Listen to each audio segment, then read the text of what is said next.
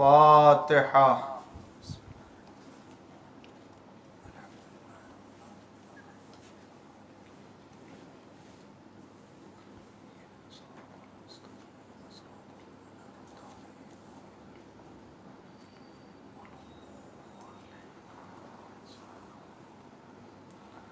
أعوذ بالله السميع العليم من الشيطان اللعين الرجيم. بسم الله الرحمن الرحيم. الحمد لله المعروف من غير رؤية، والخالق من غير منسبة. خلق الخلائق بقدرته، واستعبد الأرباب بعزته، وسعد العظماء بجوده. والصلاة والسلام والتحية والإكرام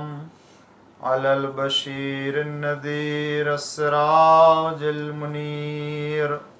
حبيب إله العالمين أبي القاسم محمد، اللهم صل على محمد وعلى محمد وعجل فرجهم، وعلى آله الطيبين الطاهرين المعصومين المظلومين المنتخبين المنتجبين الغر الميامين، الذين أذهب الله عنهم الرجس وطهرهم تطهيرا. اللهم صل على محمد وعلى محمد وعجل لا سيما الإمام المبين بقية الله في الأرضين، الحجة الثاني عشر والمهدي المنتظر، عجل الله تعالى فرجه الشريف. اللهم لعن أول ظالم ظلم حق محمد وآل محمد، وآخر تابع له على ذلك. اللهم لعن العصابة التي جاهدت الحسين وشايعت وبايعت وتابعت على قتله. اللهم لعنهم جميعا. أما بعد، فقد قال الله الحكيم في قرآن الكريم وقوله الحق. بسم الله الرحمن الرحيم. فبشر عباد الذين يستمعون القول فيتبعون أحسنا، أولئك الذين هداهم الله وأولئك هم أولو الألباب. صلوات پڑھ دیجئے محمد وآل محمد. اللهم صل على محمد وعلى محمد وعجل فرجهم. سورہ زمر کی آیہ کریمہ کی تلاوت کا شرف حاصل کر رہا ہوں، اور ناظرین اکرام، عشرِ ماہ سفر کی یہ چوتھی مجلس ہے جو آپ کے سامنے پیش کی جا رہی ہے، جس کا عنوان ہے اسلام اور آزادی بیان اور گفتگو، کہ بحث و گفتگو کا میدان کہاں تک اسلام میں ہے اور کہاں تک آزادی بولنے کی اور اپنے حقوق کو طلب کرنے کی دی گئی ہے. اور اگر انسان اپنے حقوق کو نہ طلب کرے بلکہ خود اپنے نظریات اور اپنے افکار اور اپنے رائے رکھنا چاہے، تو کیا اسلام اس کی اجازت دیتا ہے کہ دو مختلف اور الگ الگ رائے پائی جا رہی ہوں اور انسان کے سامنے دو متضاد فکر ہو؟ تو کیا اس کی اجازت ہے کہ ایک فکر کے مقابل میں ایک دوسری فکر ہو اور اس میں سے انسان جس کو بہتر سمجھے اس کا انتخاب کرے؟ تو قرآن کریم نے اس کو واضح کیا، اسی آیہ کریمہ کی تلاوت میں نے پیش کی کہ اللہ فرماتا ہے فبشر عباد، میرے پیغمبر بندوں کو بشارت دے دیجئے کہ جو یستمعون القول، کہ بات کو سنتے ہیں، متضاد اور الگ الگ یا کہہ لیجئے مختلف باتوں کو سنتے ہیں، مختلف فکروں کو دیکھتے ہیں، مشاہدہ یعنی غور کرتے ہیں اس پر، فیتبعون احسن، اور اس میں جو اچھی رائے اور اچھی فکر ہوتی ہے اس کی پیروی کرتے ہیں۔ پھر خداوند عالم فرماتا ہے اولئک الذین، یہی وہ لوگ ہیں جن کو اللہ نے ہدایت یافتہ بنایا ہے، اور یہی لوگ صاحبان عقل بھی ہیں۔ اور ظاہر سی بات ہے جو مختلف فکروں کے درمیان اچھی فکر کا انتخاب کر لے گا وہ صاحب عقل نہیں ہوگا تو کون ہوگا، اور وہ صاحب ہدایت نہیں ہوگا تو کون صاحب ہدایت ہوگا۔ عزیزان گرامی، میں نے گزشتہ مجلسوں میں تفصیل سے اس مسئلے کو پیش کیا کہ صدر اسلام میں بھی اور حضور اکرم صلی اللہ علیہ وآلہ وسلم کے زمانے میں، اور گفتگو آئے گی میں حضور اکرم کے دور و زمانے اور اس کے بعد کے حالات کو اسی موضوع کے پس منظر میں عرض کروں گا، لیکن پھر آج بطور مقدمہ عرض کروں قرآن کریم کی نگاہ میں اسلام آیا آزادی دیتا ہے بحث کرنے، گفتگو کرنے کی یا نہیں؟ میں نے تفصیل سے کسی مجلس میں عرض کیا تھا کہ خداوند عالم نے خود اللہ تعالیٰ کے توحید کے سلسلے میں، پروردگار عالم کی وحدانیت کے سلسلے میں اگر انسان گفتگو کرنا چاہے تو کیا گفتگو کرنے کی اجازت ہے۔ خود جو لوگ اللہ کو نہیں مانتے، یا جو شرک کرتے تھے، یا جو کفر کرتے تھے، ان سے حضور اکرم نے کس شان سے اور کس انداز سے گفتگو، قرآن نے اس سلسلے میں کیا ہمارے لیے رہنمائی کی ہے۔ لہذا آج بھی اگر اس سلسلے کی گفتگو ہوتی ہے تو اسلام اس کو سراہتا اور اجازت دیتا ہے۔ سورہ آل عمران کی 20ویں آیت میں خود اللہ فرماتا فَإِنْ حَاجُّوكَ، اے میرے پیغمبر اگر آپ سے کٹ حجتی کرے۔ کبھی کبھی ایسا ہوتا ہے کہ آپ گفتگو کر رہے ہیں، آپ اپنی رائے پیش کر رہے ہیں، سامنے والا بھی اپنی رائے پیش کر رہا ہے، وہ دلیل دے رہا ہے، ہم بھی اپنی دلیل دے رہے ہیں، اور اپنی دلیل سے اس کی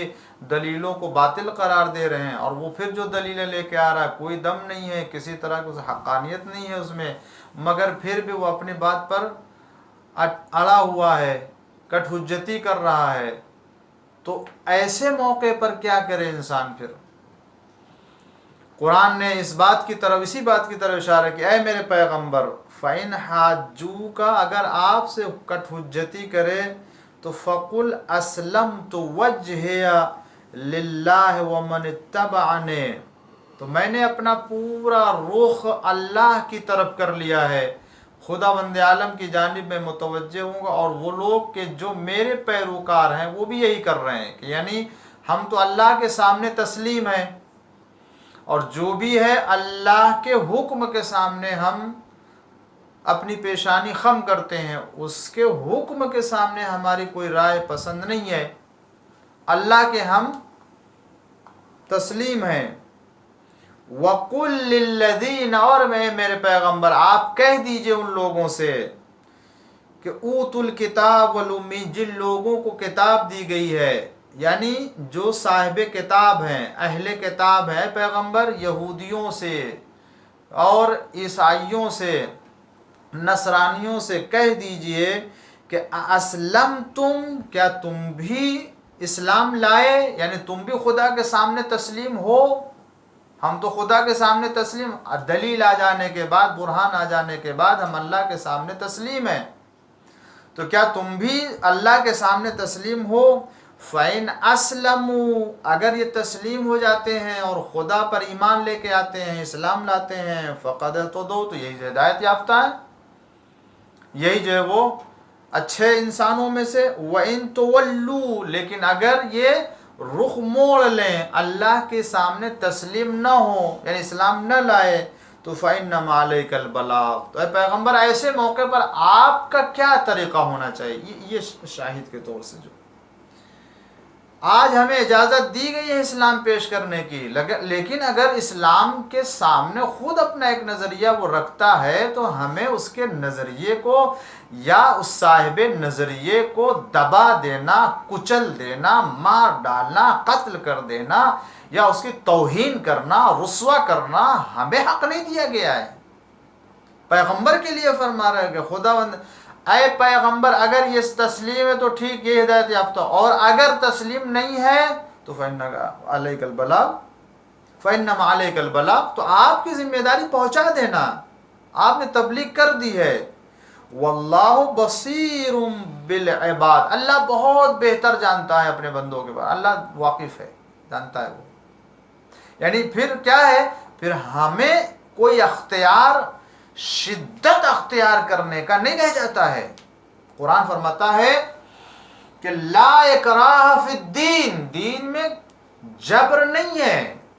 دین میں زبردستی نہیں ہے۔ لا اکراہ فی الدین قد تبین الرشد من الغی، کہ ہم جو ہے وہ زبردستی اپنی فکر کو کسی کے اوپر جو ہے وہ تحمیل کریں اور اپنی فکر کو اس کے اوپر جو ہے وہ لاگو کریں کہ نہیں ہماری فکر چلے گی۔ اسلام جب اپنی فکر پیش کرنے کے سلسلے میں صرف اس حد تک اجازت دیتا ہے کہ تمہیں حق ہے کہ پہنچاؤ، لیکن یہ کہ زبردستی یہ نہیں ہے۔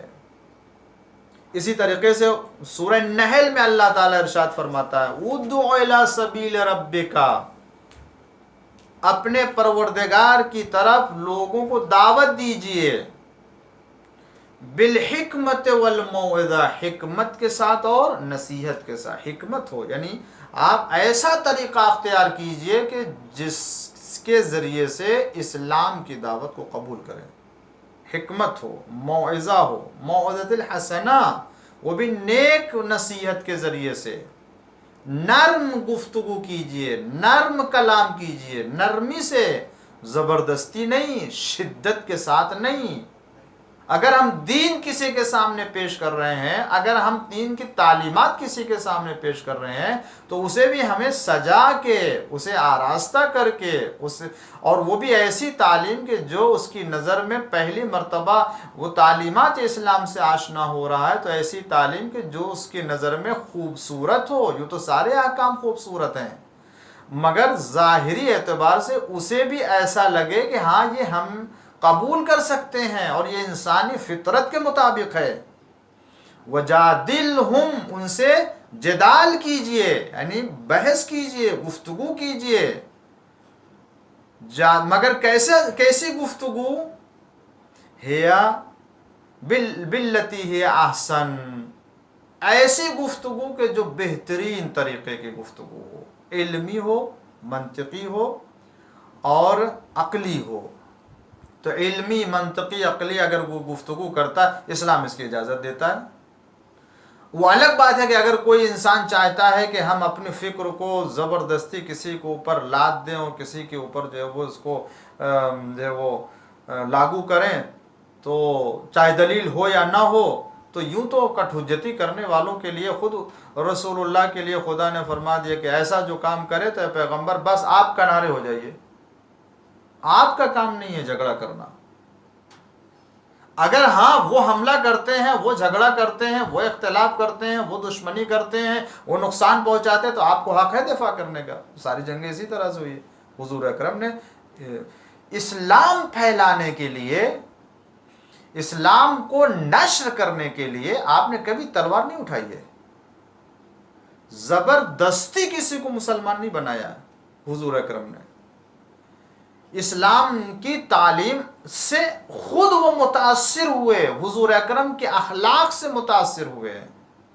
اور جب کردار اور سیرت پیغمبر سے متاثر ہوئے تو انہوں نے کلمہ پڑھا ہے، اور اسلام کی تعلیمات سے جب آشنا ہوتے گئے تو ان کو اسلام اچھا لگا اور اسلام قبول کرتے گئے۔ یہ تو بات کی تاریخ ہے کہ جس میں تلوار کے ذریعے سے اگرچہ جو ہے غیر اس کا الزام لگاتے اسلام کے اوپر کہ اسلام جو تلوار کے زور سے پھیلا ہے. آپ دیکھ لیجئے ابتدائی دور میں اسلام جب آیا ہے کہاں جو ہے وہ تلوار کے ذریعے سے اسلام کو پھیلایا گیا ہے اور لوگوں کے سامنے اسلام پیش کیا گیا ہے. وہ فتوحات کا سلسلہ جب وفات پیغمبر کے بعد شروع ہوا تو اس کی ایک الگ تاریخ ہے، اس کی ایک الگ حکمت ہے، اس کا ایک الگ فلسفہ ہے جس کو میں کسی دن عرض کروں گا آزادی بیان کے ضمن میں، کہ جو لوگ کہتے ہیں بڑی خدمت کی گئی ہے اسلام کی اور بڑی زحمتیں اٹھائی گئی. کیسی زحمت اور کیسی خدمت، اس کا بھی ذکر کروں گا میں کسی مجلس میں. وہ ایک الگ بحث ہے، وہ آئے گی انشاءاللہ اسی بحث میں. لیکن میں یہ کہنا چاہتا ہوں کہ اسلام تلوار یا زور کی طاقت سے نہیں پھیلایا گیا ہے.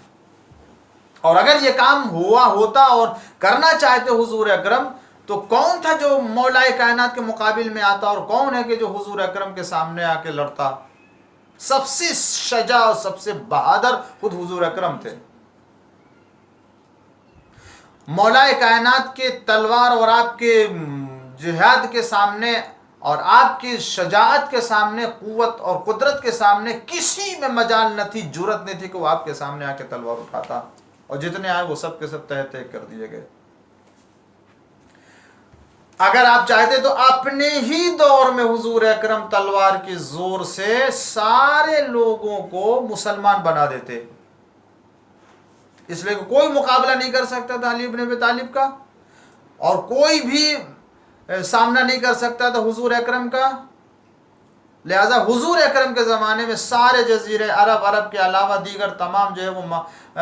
حکومتیں، جو بڑی بڑی حکومتیں پائی جا رہی تھی، چاہے فارس ہو، چاہے وہ یونان ہو، چاہے روم ہو، جہاں بھی حکومتیں پائی جاتی ان سب حکومتوں سے جو ہے وہ ٹکراتے اسی وقت، اور حضور اکرم سب لوگوں کو یہاں اسلام پہنچا دیتے اور ساری دنیا میں اپنے ہی زمانے میں اسلام کو پھیلا دیتے، اگر یہ مقصد ہوتا تو. مگر حضور اکرم نے نہیں کہ، اس لیے کہ خدا بند عالم نے کہا ہاں نہیں آپ دوسروں کی بھی بات سنیے اور ان کو موقع دیجئے. یعنی کہنے کا مطلب انہیں بھی کہنے دیجئے، آپ اپنی بات کہیے، موقع دیجئے تاکہ وہ اپنی بات بھی کہہ سکے اور وہ آپ کی بات کو سن سکیں اور غور کر سکیں. اگر اچھی لگتی ہے بات تو قبول کریں، نہیں ہے تو اللہ بہتر جانتا، آپ چھوڑ دیجئے، آپ کے اوپر تبلیغ کرنا ہے، آپ کو صرف بتا دینا ہے. اسلام ہر اعتبار سے عام انسانوں کے حق کی آزادی کی بات کرتا ہے. کسی کو کسی بھی طریقے سے اس کے حق کو پامال کر دینے کا اسلام نظریہ نہیں رکھتا ہے، چاہے پڑوسی ہو، چاہے وہ رشتہ دار ہو، چاہے وہ اولاد ہو، چاہے فرزند ہو، چاہے عزیز و اقارب ہو، چاہے وہ ہمسایہ ہو، چاہے وہ دور کا ہو، چاہے وہ نزدیک کا ہو، چاہے وہ پڑھا لکھا ہو، چاہے پڑھا لکھا نہ ہو، امیر ہو، غریب ہو، فقیر ہو، عالم ہو، جاہل ہو، بڑا ہو، چھوٹا ہو، کالا ہو، گورا ہو، جتنے بھی ہیں ان سب کو آزادی دی ہے. بلکہ اسلام نے جو فقیر اور جو کمزور اور جو ضعیف طبقے کے افراد ہیں ان کی باتوں کو سننے کے لیے اور زیادہ اہمیت دیتا ہے کہ وہ تو اپنی بات ہر جگہ کہہ نہیں سکتے ہیں، وہ اپنی باتوں کو ہر جگہ پہنچا نہیں سکتے ہیں، اس لیے کہ وہ کمزور ہوتے ہیں، ان کی باتیں اور کمزور ہو جاتی ہیں، ان کی ضعیفی اور ان کی کمزوری کے بنا پر، ان کے طاقت نہ ہونے کے بنا پر، ان کے ہمدرد نہ ہونے کے بنا پر. خاص طور سے اگر وہ کسی ظالم حاکم کے سامنے اگر وہ اپنے حق کے قیام کے لیے اٹھتے ہیں تو اس صورت میں اور انہیں کسی بھی طریقے کے جو ہے وہ حمایت نہیں ملتی ہے، وہ اپنی بات نہیں کہہ سکتے ہیں. ایسے افراد کے حق کی آزادی اسلام نے محفوظ رکھی ہے کہ ایسے لوگوں کو بھی پوری آزادی دی جاتی ہے کہ وہ اپنی بات اپنے اسلامی حاکم کے سامنے کہہ سکیں. وہ چاہے حاکم کے کسی کارنامے کے خلاف ہو یا حاکم کے کردار کے خلاف ہو یا اسلامی حاکم کے کسی فعل کے خلاف ہو یا اسلامی حاکم کے کسی فیصلے کے خلاف ہو یا اسلامی حاکم کے کسی بدعنوانی سے متعلق ہو، کسی بھی فعل سے متعلق ہو، عام انسان کو یہ آزادی دی گئی ہے کہ وہ اپنے حاکم کے فعل پر نگاہ رکھے اور اگر اسے کچھ غلط لگتا ہے تو اسے اجازت دی گئی ہے کہ وہ اس کے کام اور اس کے فعل کے اوپر انگلی اٹھائے اور اعتراض کرے اور اس کو وہ جواب دے۔ پہلے تو اسلام ایسی اجازت ہی نہیں دیتا ہے حاکم کو کہ وہ ایسا کوئی کام کرے کہ جس کی بنا پر کمزور کا حق مارا جائے کسی بنیاد پر۔ میں اس سلسلے میں یاد دلانا چاہتا ہوں، بات آ گئی ہے، سن لیجئے عزیزان گرامی، جو مولا کائنات امیر المومنین علی ابن ابی طالب علیہ السلام نے علی ابن ابی طالب علیہ السلام نے وہ اپنے ایک عظیم ترین جانثار، با وفا ترین ساتھی جناب مالک اشتر کو جب خط لکھا ہے تو اس خط میں آپ نے تمام باتوں کا جہاں انہیں نصیحت کے طور سے بتائی، ان تمام باتوں میں ایک اور اہم بات بتائی ہے کہ جس کی طرف میں آپ کو اس وقت لے کے جانا چاہتا ہوں، اور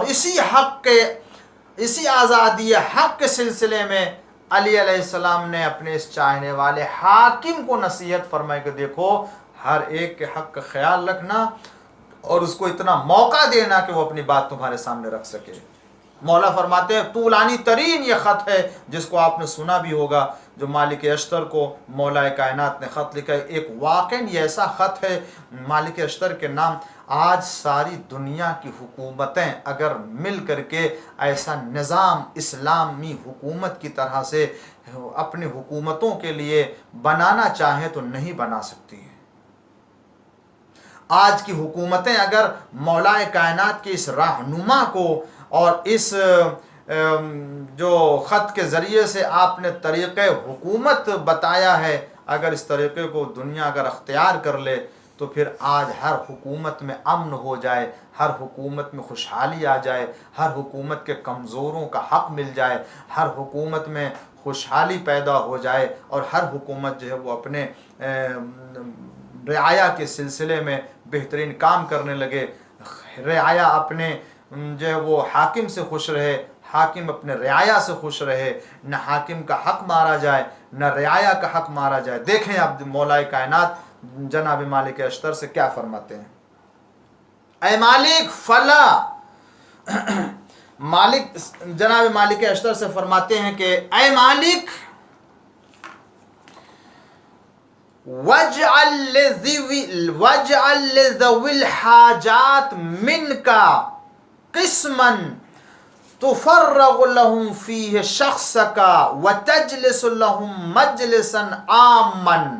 کون ایسا حکم دے سکتا ہے اور کون ایسی فکر رکھے گا؟ امام فرماتے ہیں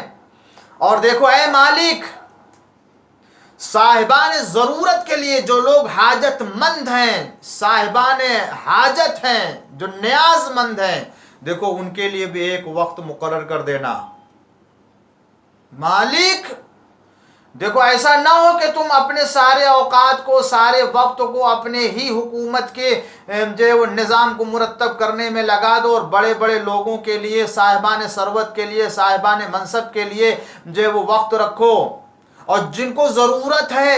تم سے بات کرنا ہے، تو اپنی ضرورت کو بیان کرنا چاہتے ہیں، وہ کوئی چیز آپ کے سامنے لے کے آنا چاہتے ہیں، ان کو بیان کرنے کے لیے وقت ہی نہ ملے۔ مولا فرماتے ہیں اے مالک، صاحبان ضرورت کے لیے ایک وقت معین کر دو جس میں اپنے کو ان کے لیے تم خالی کر لو۔ یعنی ایسا نہ ہو کہ تم اپنے کسی کام میں مشغول ہو اور وہ آئے اور تم سے کوئی بات کہیں اور تم ان کی طرف توجہ نہ کرو، نہیں، اپنے کو خالی کر کے ان کے لیے ایک ایسی نشست قرار دو، ایک ایسی میٹنگ رکھو کہ جو حاجت مندوں کے لیے ہو، وہ اپنی بات کہہ سکے، اگر کچھ کہنا چاہیں تو وہ اپنی ضرورت کی توجہ چاہتا ہوں۔ ناظرین کرام، جو بات میں آپ کی خدمت میں عرض کر رہا ہوں،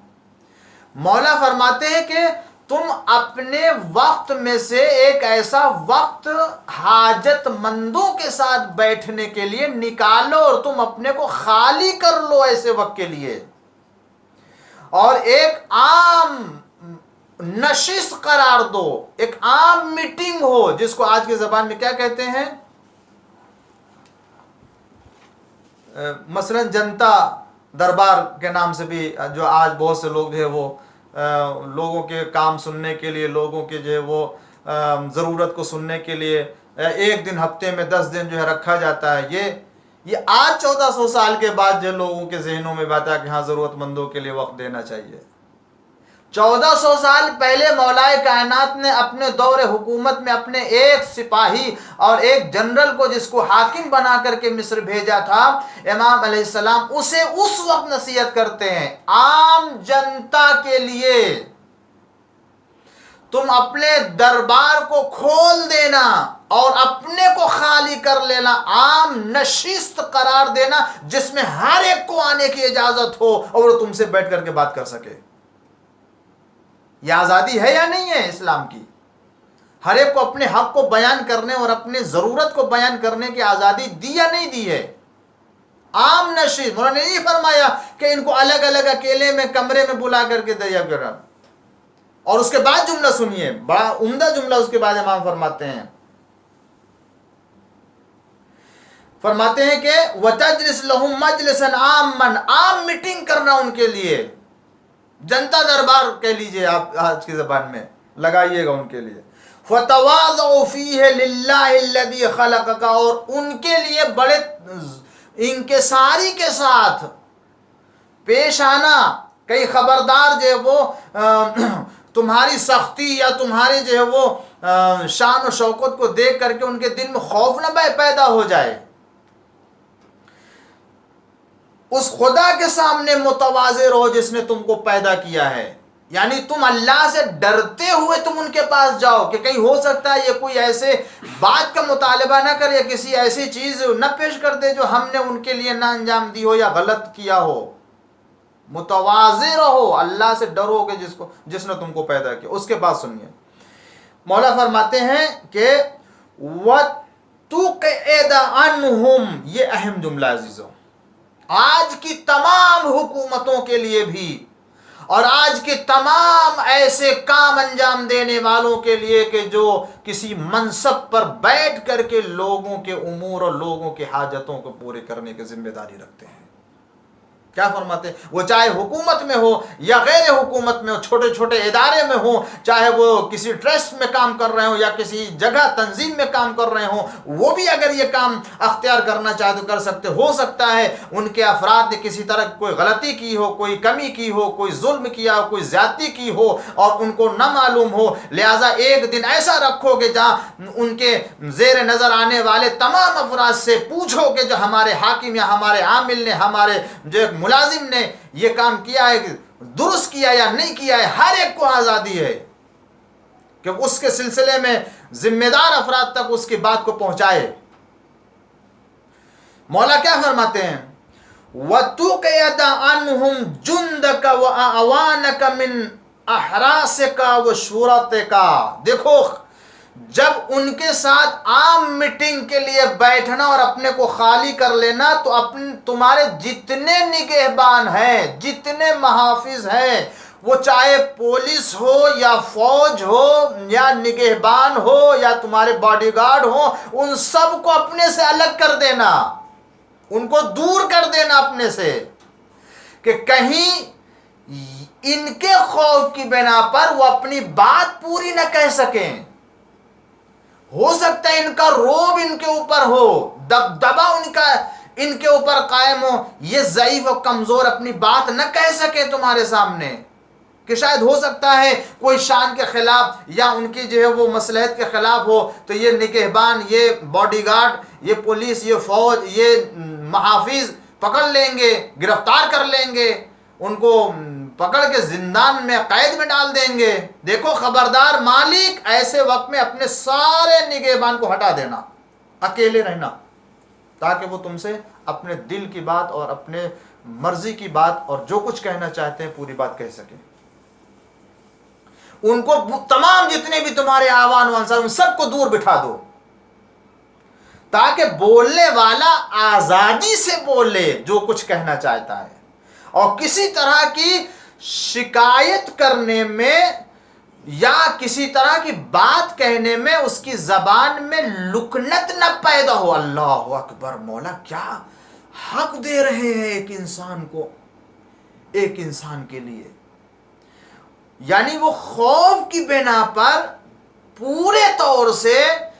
اپنی بات نہ کہہ سکے، خبردار ایسا کوئی کام نہ کرنا، اس کی زبان میں لکنت نہ پیدا ہو جائے اپنی بات کہنے میں، اس لیے ان سب لوگوں کو دور کر دینا، خوف کی بنا پر ہو سکتا اپنی بات نہ کہہ سکے۔ کہ اس کے بعد میں نے پیغمبر مولا کائنات فرماتے ہیں کہ فَإِنِّي سَمِعْتُ رسول اللہ، کہ میں نے رسول اللہ سے سنا ہے صلی اللہ علیہ وآلہ وسلم یقول فی غیر موطن، کئی مرتبہ آپ نے فرمایا کہ لن تقدس امت لا یؤخذ للضعیف فیہا حقہ من القوی غیر مستطعتین، کہ مولا فرماتے ہیں کہ میں نے رسول اللہ سے سنا ہے کہ وہ امت، وہ قوم پاک و پاکیزہ کردار نہیں رکھ سکتی ہے جس میں کمزور لوگوں کو آزادی سے، طاقتور سے اپنا حق لے لینے کا موقع نہ ملے، وہ امت کے جس میں کمزور لوگوں کو طاقتور سے اپنا حق لینے کا موقع نہ ملے، وہ امت کبھی بھی پاکیزہ نہیں ہو سکتی ہے۔ اور ہے آج دیکھ لیجئے حقائق کہاں تک پہنچ چکے ہیں، وہ چاہے یہ ایسی باتیں ہیں کہ جن کو کہتے ہوئے مجھے بھی جو ہے وہ واقعاً احساس ہوتا ہے کہ مولا کائنات کیا چاہتے تھے، اور اسلام نے کتنی آزادی دی تھی اپنے حق کو طلب کرنے کے لیے، اپنے فکر کو بیان کرنے کے لیے، پیش کرنے کے لیے، اپنی بات رکھنے کے لیے۔ مولا کائنات فرماتے ہیں کہ دیکھو خبردار، ایسے موقع پر تم اپنے اس محافظ کو بھی نہ رکھنا کہ وہ اپنی بات پوری نہ کر سکے۔ اس کے بعد مولا فرماتے ہیں کہ ان سے بد کلامی یا عاجزی کلامی کا اگر مظاہرہ ہو جائے، یعنی اگر وہ اپنی بات کہنے میں وہ صحیح طور سے اگر بات نہ کر پائیں، اور ان سے اگر جانے انجانے میں، یعنی اگر مظاہرہ ہو جائے کسی بد کلامی کا، بد اخلاقی کا، تو دیکھو خبردار اسے برداشت کر لینا، ان کے اس بد کلامی کی سزا نہ دینا، اور دل تنگی اور غرور کو دور رکھ دینا، تاکہ خدا تمہارے لیے رحمت کے دروازے کھول دے اور اطاعت کے ثواب کو تمہارے لیے لازم قرار دے، جسے جو کچھ دو خوشگوار کے ساتھ دو، اور جسے تم دینا چاہتے ہو اچھے انداز سے دو، اور جس کو تم منع کرنا چاہتے ہو تو اس کو بھی رسوا نہ کرو۔ مولا فرماتے ہیں کہ اگر اسے تم نہیں دینا چاہتے ہو، کوئی مصلحت ہے جو نہیں دیا جا سکتا ہے، اس کا حق نہیں ہے، تو دیکھو خبردار اس کو بے عزت بھی نہ کرنا، خوبصورتی سے اسے ٹال دینا، خوبصورتی سے اسے ٹال دینا۔ اب دیکھیں مولا کائنات کی اس روش کے مطابق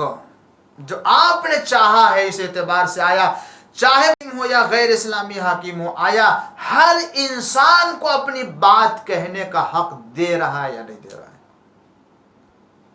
اب یہ میں بہت سے شواہد میرے ذہن میں اس وقت ہیں جو میں پیش کر سکتا ہوں۔ خود مولا کائنات کے زمانے میں کتنے ایسے واقعات ہوئے ہیں، آئے شکایت کرنے کے لیے مولا کے فلاں عامل کے بارے، فلاں گورنر کے سلسلے میں، اور مولا مدینے میں، کوفے میں ہے، مسجد میں، آپ فوراً اسی وقت قلم اور دوات اور کاغذ منگاتے ہیں اور اس کو معزول کر دیتے ہیں، لکھ دیتے ہیں جو یہ کس سے آ کر کے یہ بیان کیا جا رہا ہے؟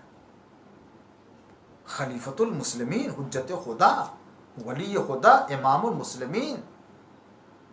کہ ایک عام اور کمزور عورت بھی آ کر کے اگر اپنا حق اور کسی کے بارے میں شکایت کرنا چاہتی ہے تو امیر المومنین علیہ السلام سے آ کر کے شکایت کر سکتی ہے، اور اس کو آزادی ہے وہاں تک جانے کے لیے، وہ اپنی بات رکھ سکتی ہے، اور مولا اس کی بات سننے کے بعد جو ہے وہ اس کے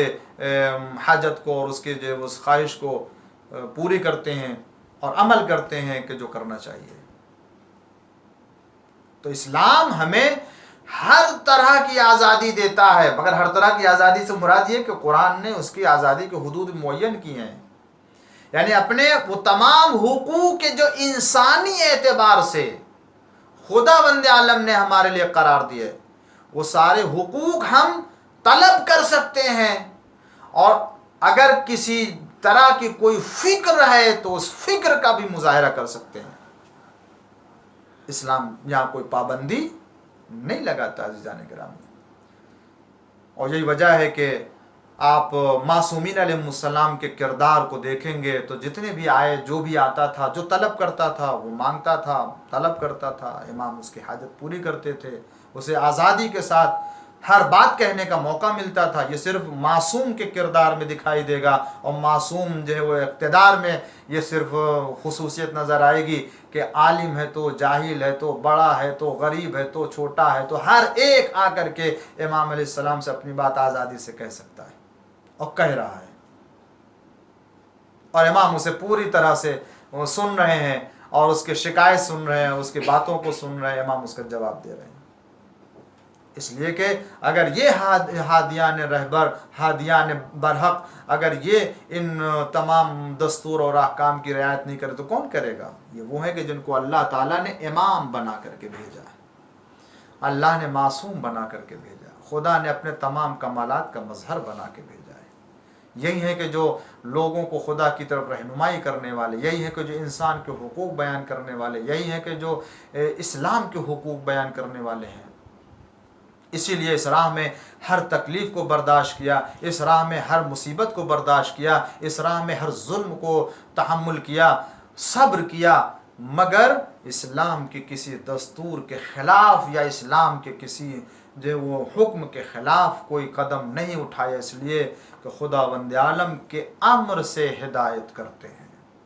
ورنہ کون ہوگا دنیا میں کہ جس کو اتنی بڑی منزلت ملی ہو اور اس کے حق کے لوگوں نے رعایت نہ کی ہو, اور جس کو اللہ نے اتنی قدرت دی ہو, طاقت دی ہو کہ کچھ بھی کر سکتا ہے, مگر پھر بھی اس کے سامنے آ کر کے اگر کوئی اپنی بات رکھتا ہے تو وہ بات بھی کر لے رہا ہے, کسی طرح کا کوئی خوف محسوس نہیں کرتا ہے.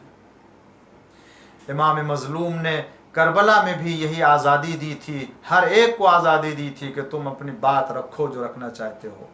اور اتنی آزادی دے دی تھی, اتنی آزادی دے دی تھی کہ دیکھو میں تمہارے گردن سے اپنی بیعت اٹھائے لیتا ہوں, تم آزاد ہو, کہیں بھی جانا چاہو چلے جاؤ.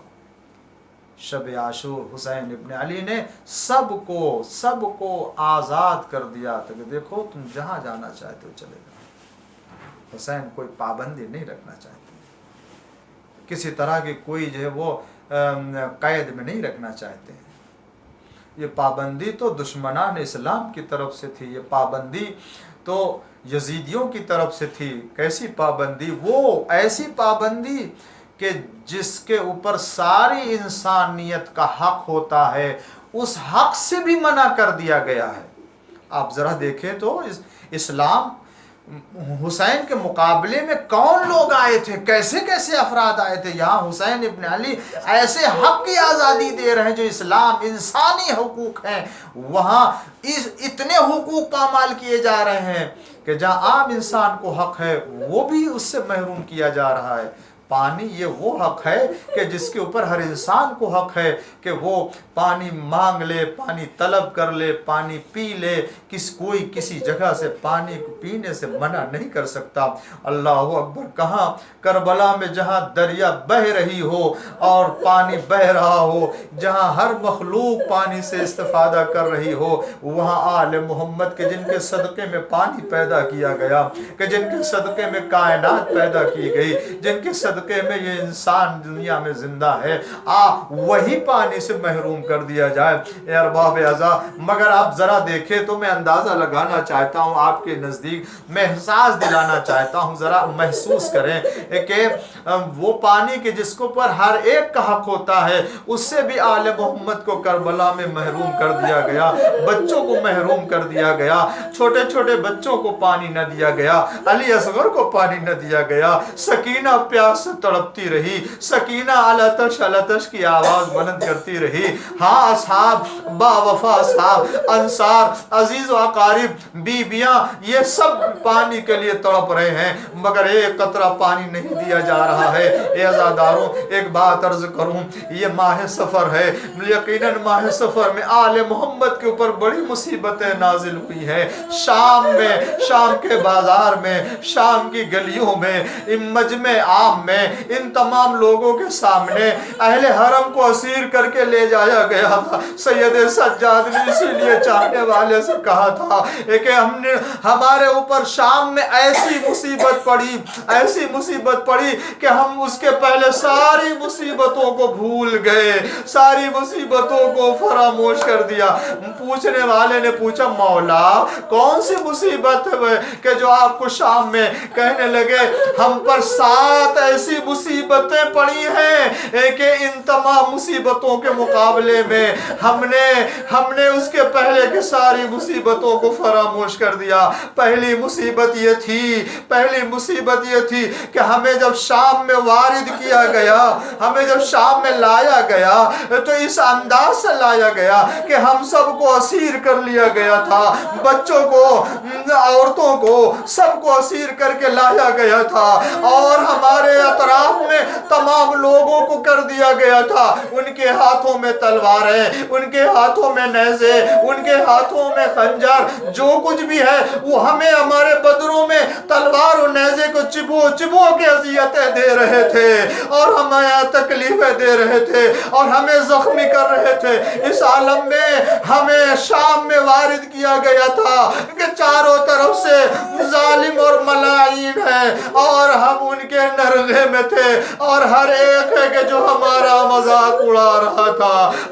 اس منظر کو سید سجاد نے کیسے برداشت کیا، زینب نے کیسے برداشت کیا۔ وَسَيَعْلَمُونَ الَّذِينَ أَيَّ مُنْقَلَبٍ يَنْقَلِبُونَ رِضًا بِقَضَائِهِ وَتَسْلِيمًا لِأَمْرِهِ۔ پروردگارہ بحق زہرا و ابیہ و بال بنیہ و سر المستودعیہ، امام زمانہ کے ظہور میں تعجیل فرما، ہم سب کو ان کے آباد انصار میں شمار فرما۔ اے اللہ ہماری اس عبادت کو قبول فرما، اے اللہ ہماری نسلوں میں عزا حسین کو قائم فرما۔ پالنے والے حاضرین مجلس، جو جتنے بھی سامع ہیں، جتنے بھی ناظرین مجلس ہیں، بانی مجلس، اے پروردگار ہر آفت سے محفوظ فرما، دنیا آخرت میں عافیت عنایت فرما، ہم سب کو محمد آل محمد کے شفاعت سے سرفراز فرما، بحق محمد و آلہ طاہرین۔